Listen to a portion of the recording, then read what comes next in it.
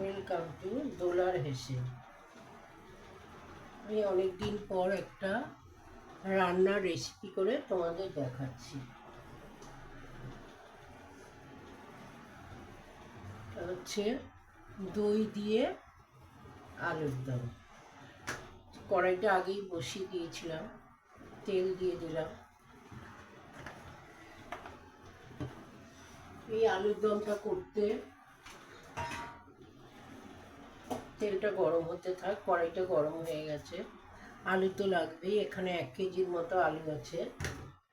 আর লাগবে হচ্ছে টমেটো আর কাঁচা লঙ্কা, হিং লাগবে, দারচিনি লাগবে, এলাচ লাগবে, কারি পাতা লাগবে একটু, 2টো লবঙ্গ লাগবে।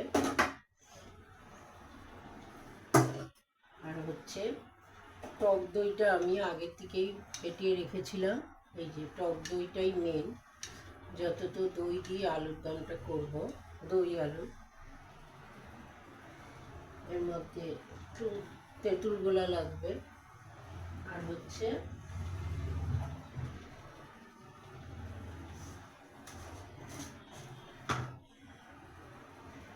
মিষ্টি লাগবে।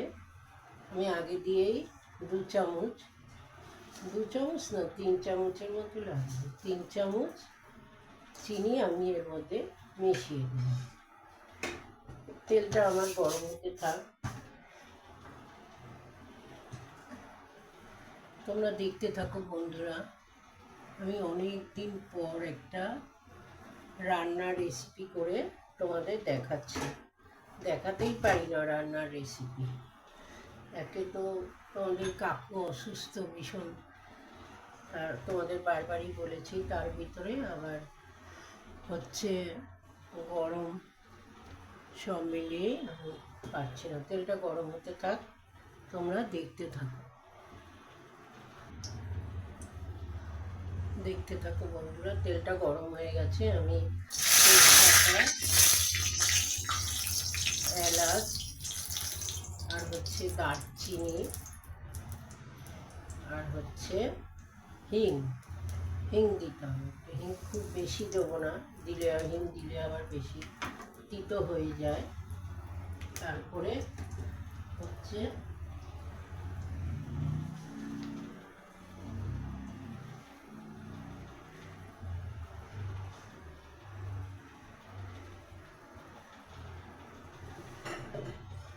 এবার টমেটোগুলো সব দিয়ে দেবো।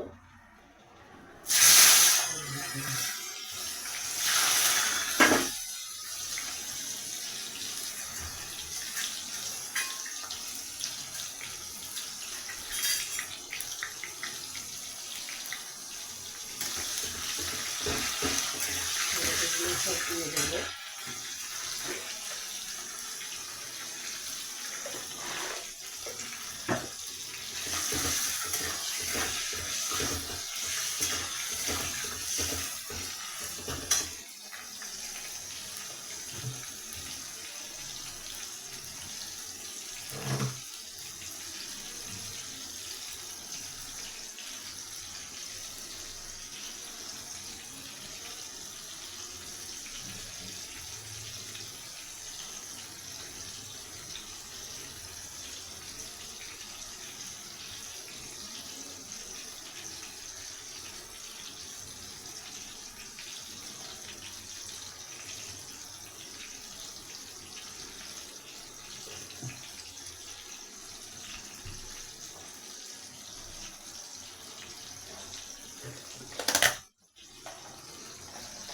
একটু পেঁয়াজ দিয়ে দিলাম।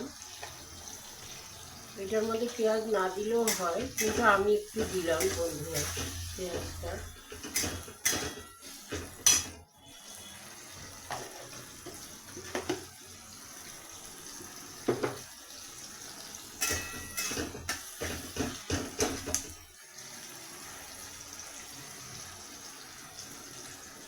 পেঁয়াজটা হালকা ভাজা হবে, বেশি ভাজা হবে না, হালকা ভাজা ভাজা হবে।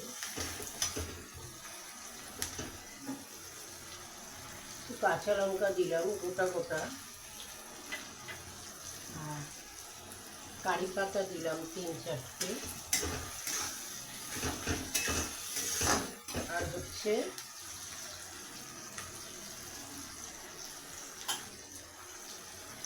জিরের গুঁড়ো দিলাম একটু, 1 চামচে দিলাম, বেশি দিলাম না। এটাতে হলুদ পড়বে না বন্ধুরা, তোমরা দেখতে থাকো। এটা ভালো করে নাড়া হলে তারপরে আবার টক দইটা ঢেলে দেবো।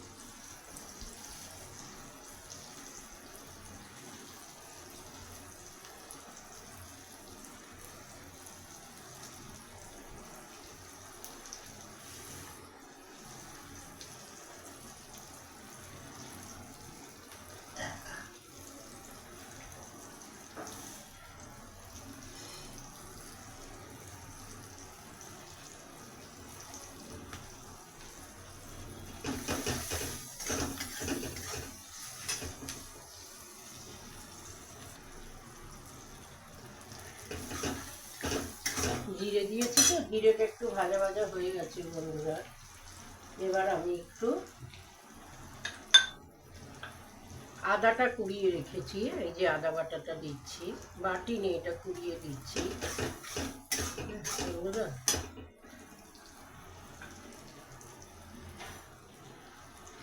একটুখানি সামান্য জল দিলাম। ঝালটা খুব বেশি দিইনি, গোটা গোটা লঙ্কা দিয়েছি, দেখতেই পাচ্ছ। এরপরে আমি আদা বাটাটা দিয়েছি। এরপর আমি যে টক দইটা রেখেছিলাম, এই টক দইটা আমি দিয়ে দিচ্ছি। টক দইয়ের মধ্যে চিনি আছে আর লঙ্কার গুঁড়ো আছে, 3 চামচ চিনি দিয়েছি। এবার তোমরা যে যেরকম মিষ্টি খাও, ঝালটাও তোমরা বুঝে দিও। একটু তেঁতুল গুলে রেখেছিলাম, একটু ভুল হতে পারে, অনেকদিন রান্নার রেসিপি করিনি তো, তোমরা একটু ক্ষমা করে নিও। এবার তেঁতুল গুলে রেখেছিলাম, পাকা তেঁতুল, এটা দিয়ে দিচ্ছি।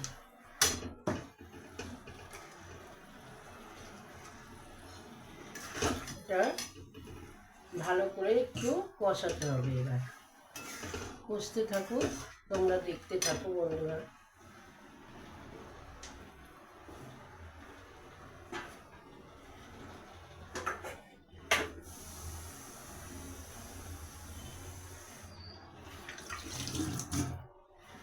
এটা ভালো করে কষা হলে তারপরে আলুটা দিয়ে দেবো।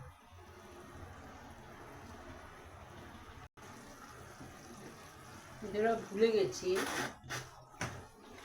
নুনটা দিতে হবে। এখানে 1 চামচ আমি নুন দিলাম।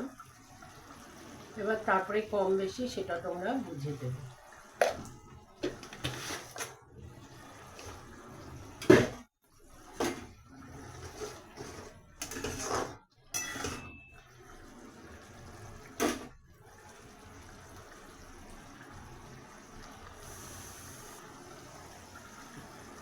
এবার বন্ধুরা, আমি আলুটা যে সিদ্ধ করে রেখেছিলাম, ওই আলুটা দিয়ে দিলাম। দই তো খুব একটা মানে কি হবে না, মশলাটা কষাতে হবে না।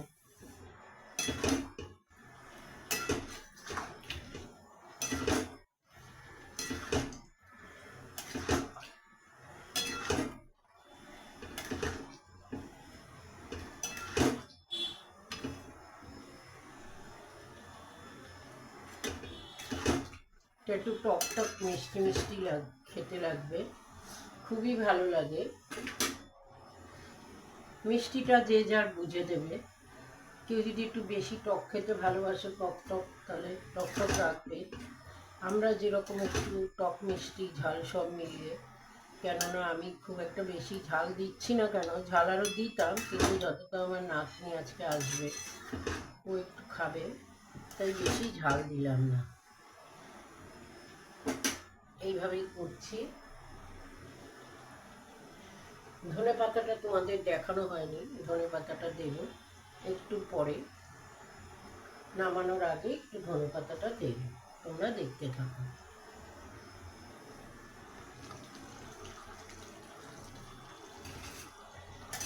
এই আলুর দমটা করতে বেশি সময় লাগে না, দই দিয়ে আলুর দম কি বলতো, খেতে ভীষণ ভালো লাগে।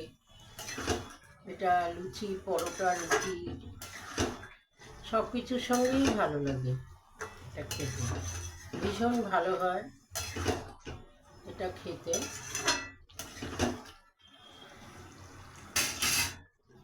নামানোর আগে একটুখানি ধনে পাতা কুচি ছড়িয়ে দিলাম। ধনে পাতাটা দিলে না খুব ভালো লাগে বন্ধুরা, খুবই ভালো লাগে।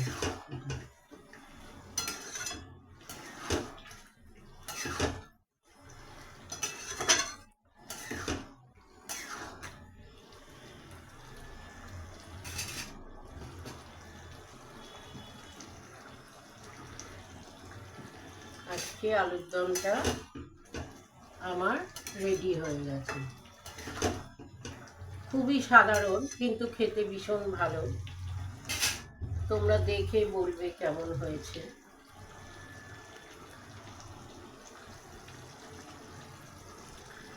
বন্ধুরা, আলুর দমটা না হয়ে গেছে।